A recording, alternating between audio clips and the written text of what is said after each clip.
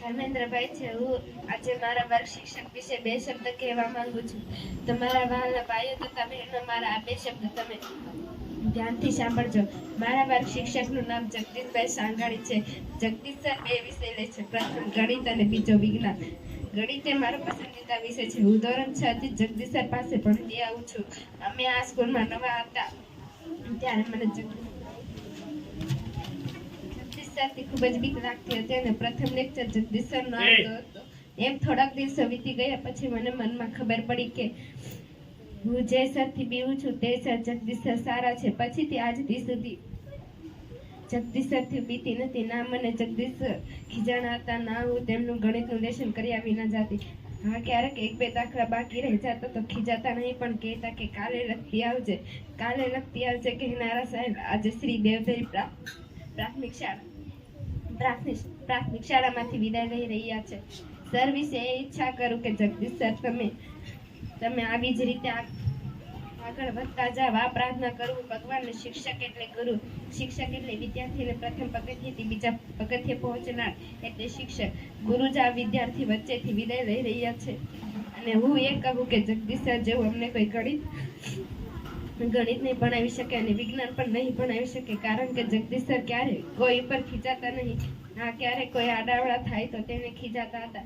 જગદીશ સરને અમે એક બે વખત કહી કે સર આજે રમત રમવી છે ત્યારે જ માની જતા. માનવા વાળા સર આજે ધોરણ 6, 7, 8 ના બાળકો વચ્ચેથી વિદાય લઈ રહ્યા છે. એ જગદીશ સર તમે જે સ્કૂલમાં જાઓ ત્યાં જઈને આવી જ રીતે ભણાવજો અને આવી જ રીતે રમતો રમાડજો. અને આજ દી સુધી મારાથી કોઈ ભૂલ થઈ ગઈ તો મને માફ કરજો. ને હું પ્રભુથી એવી પ્રાર્થના કરું છું કે તમને આવીને આવી સફળતા મળતી રહે ને આવી જ રીતે તમે આગળ વધતા રહો.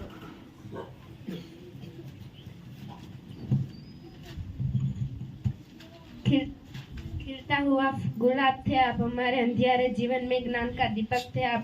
हम सब बच्चे थे नादान, पढ़ने में नहीं था ध्यान, हमारी भूलों को माफ करके दे दिया विद्या का दान. अपनी अनमोल शिक्षा को खेल खेल में हमें सिखाए, संस्कारों का पाठ हमें पढ़ाए, सही गलत का ज्ञान सिखाए, हमारे लिए आसमान में आत्मविश्वास जगा दिए, मंजिल तक पहुंचने का रास्ता हमें दिखाया. आज सर हमारे आंगन को छोड़कर जा रहे हो, जीवन में सदा सुख रहो यही है प्रभु से आस, क्योंकि हम जानते हैं कि कौन है मास्टर सर जो हम जैसे छोटे बच्चे को पढ़ाते हैं. यही खूबी तो सिर्फ अपने यार અને બાળકોને ફૂલને તો ફૂલની પાંખડી રૂપે એમને કાયમની યાદગીરી બની રહે એવી.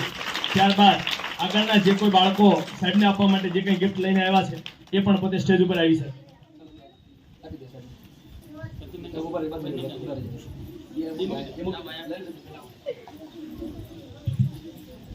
ત્યારબાદ આગળના બાળકો પણ બહાદુર સાહેબને ફૂલને તો ફૂલની પાંખડી રૂપે પોતાની જે કંઈ લાગણી છે એના સંબંધો વતી જે કંઈ પણ આપવા જઈ રહ્યા છે તો આપણે આ બાળકોની લાગણીને તાળી વતી વધાવીએ. ત્યારબાદ આગળના જે કોઈ બાળકો સાહેબને કંઈ જે કંઈ ગિફ્ટ આપવાના હોય એ પણ ત્યારબાદ આપણા શાળાના શિક્ષિકા બેન શ્રી પણ આપણી વચ્ચેથી વિદાય લઈ અને ગોંડલની અંદર ફરજ બજાવે છે. એમને પણ બાળકો ફૂલ નહીં તો ફૂલની પાંખડી રૂપે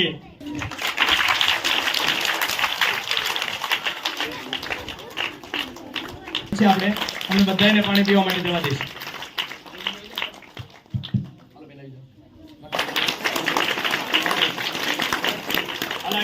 હિરલ, હસ્તીબેન,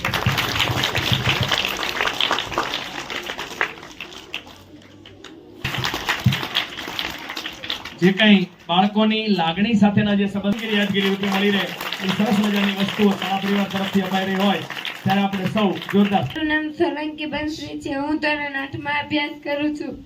મારી શાળાનું નામ શ્રી દેવતરી પ્રાથમિક શાળા છે. મારા પ્રિય શિક્ષક જગદીશ સર છે. મારા વર્ગ શિક્ષક જગદીશ સર હતા. આજે તેમની વિદાય છે ત્યારે હું બે શબ્દ સર વિશે કહેવા માંગુ છું. તો આપ સર્વ મારા વાલા ભાઈઓ તથા બહેનો શાંતિથી સાંભળવા મારી નમ્ર વિનંતી છે. શિક્ષકોનું મહત્વ દરેક વિદ્યાર્થીના જીવનમાં ખૂબ જ હોય છે. મારી શાળામાં ઘણા મહાન શિક્ષકો છે, પરંતુ મારા પ્રિય શિક્ષક જગદીશ સર છે. જગદીશ સર મારા પ્રિય શિક્ષક છે કારણ કે તેઓ ખૂબ નમ્ર, દયાળુ અને શાંત સ્વભાવના છે. જગદીશ સર અમને ગણિત અને વિજ્ઞાન વિષય શીખવે છે. તે આકર્ષક વ્યક્તિત્વ ધરાવે છે. તે 30 થી 32 વર્ષના છે અને ખૂબ જ અનુભવી શિક્ષક છે. તેમની ગણિત અને વિજ્ઞાન શીખવવાની રીત ઉત્તમ છે. તે ગણિત એટલું સરસ રીતે સમજાવે છે કે ગણિત હવે મારો પ્રિય વિષય થઈ ગયો છે. આદર્શ શિક્ષકના બધા જ ગુણ તેમનામાં છે. તે શિસ્તના આગ્રહી છે. તે હંમેશા સક્રિય રહે છે. તે સાદું જીવન અને ઉચ્ચ વિચારસરણીમાં માને છે. તે સમયનું મહત્વ સમજે છે અને હંમેશા સમયસર આવે છે. તે હંમેશા સ્વચ્છ અને સુંદર કપડાં પહેરે છે. તેનો ચહેરો સદાય હસતો હોય છે. તે વિદ્યાર્થીઓના સર્વાંગી વિકાસમાં વધુ માને છે અને વિદ્યાર્થીઓને ઇતર પ્રવૃત્તિઓમાં ભાગ લેવા માટે હંમેશા પ્રોત્સાહિત કરતા હોય છે. મેં તેમના જેવા નમ્ર શિક્ષક ક્યારે જોયા નથી અને એક દિવસ હું મારી કારકિર્દીમાં તેમના જેવા બનવાનો પ્રયત્ન કરીશ. અને જગદીશ સર આવ્યાના 9 વર્ષ થયા છે, પરંતુ તે સૌ વિદ્યાર્થીઓના પ્રિય બની ગયા છે અને તેઓ ગજબની સ્મૃતિ ધરાવે છે. તે શુદ્ધ અને ઉચ્ચારથી શબ્દ બોલાવવાનો મહાવરો કરાવે છે. તે ગણિત અને વિજ્ઞાન શબ્દ યાદ રાખવાની એવી રીત બતાવે છે કે અમારે ગણિત અને વિજ્ઞાન ગોખવાની જરૂર પડતી નથી. ગણિત અને વિજ્ઞાન, વ્યાકરણ અને લેખનનો તે ખૂબ મહાવરો કરાવે છે, જેથી અમારા ઘરકામ માટે કોઈની મદદ લેવી પડતી નથી. અને એમના અક્ષર પણ સુંદર છે અને તેઓ રોજ શાળાએ સમયસર આવતા અને તેઓ વર્ષ દરમિયાન ઘણી ઓછી રજાઓ ભોગવતા. તેમનું સૂત્ર છે આનંદથી ભણવું અને આનંદથી ભણાવવું. તે કડક હોવા છતાં પ્રેમાળ છે. અભ્યાસ સાથે અમારામાં સારી ટેવો પડે તેની તે કાળજી રાખે છે. જગદીશ સાહેબ અમારા સાચા માર્ગદર્શક અને મિત્ર છે. ખબર નહીં જગદીશ સાહેબના ગયા પછી શિક્ષકો આવે તે કેવું ભણાવે અને કેવું સમજાવે. એ આપણા વચ્ચે થોડાક દિવસ જ રહેવાના છે. તો ધોરણ 6 થી 8 ના જે ભાઈઓ તથા બહેનો છે કે જેમને યાદગીરી સ્વરૂપે જગદીશ સાહેબને જે કંઈ ભેટ આપવાના છે તે ભેટ સ્વીકારવા માટે જગદીશ સાહેબ આગળ આવશે અને બહેનો અને ભાઈઓ જે કંઈ ભેટ લાવ્યા છે તેમના માટે તે અર્પણ કરવા માટે આવશે. ખૂબ ખૂબ આભાર બહેનો.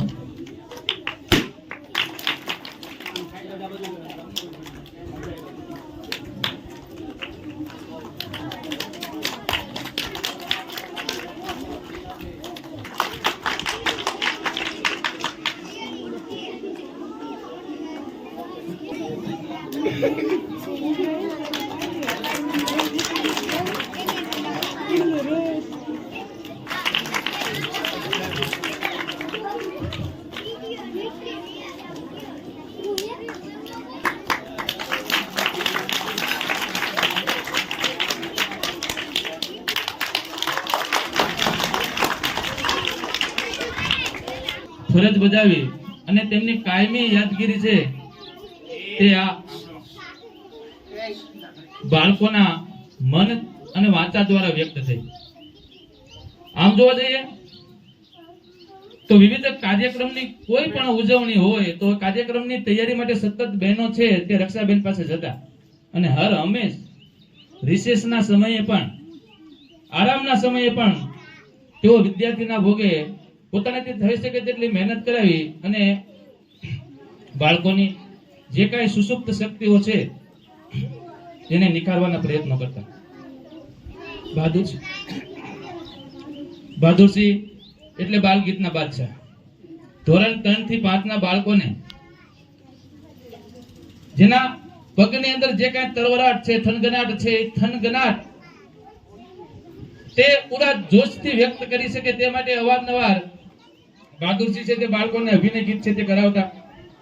જગદીશ સરની વાત કરું તો શૈક્ષણિક કાર્યની સાથે સાથે જો કોઈ પણ રૂમની અંદર પંખાની ગતિ જો ધીમી પડી ગઈ હોય કે પંખો પણ બંધ થઈ ગયો હોય તો એ ગતિને ઝડપ આપવાનું કામ એક શિક્ષકની સાથે પ્લમ્બિંગ અને ઇલેક્ટ્રિશિયન તરીકે કોઈ પણ કામ હોય અને એના દ્વારા જો બાળકોને કોઈ પણ તકલીફ પડતી હોય તો વહેલી તકે એ રિપેર કરવાનું કામ અને જેથી કરી અને બાળકો તેનો યુઝ કરી શકે સારી રીતે તે હંમેશા બાળકોની નાનામાં નાની ચિંતા છે તેને ધ્યાનમાં રાખી અને એ જે કાંઈ મુશ્કેલી હોય એ મુશ્કેલીમાંથી બહાર કાઢવા માટેના પ્રયત્નો કરતા એવા જગદીશ સાહેબ પોતાના શાળાના સમય અગાઉ મેં જોયું છે જ્યારથી તેઓ આવ્યા છે ત્યારથી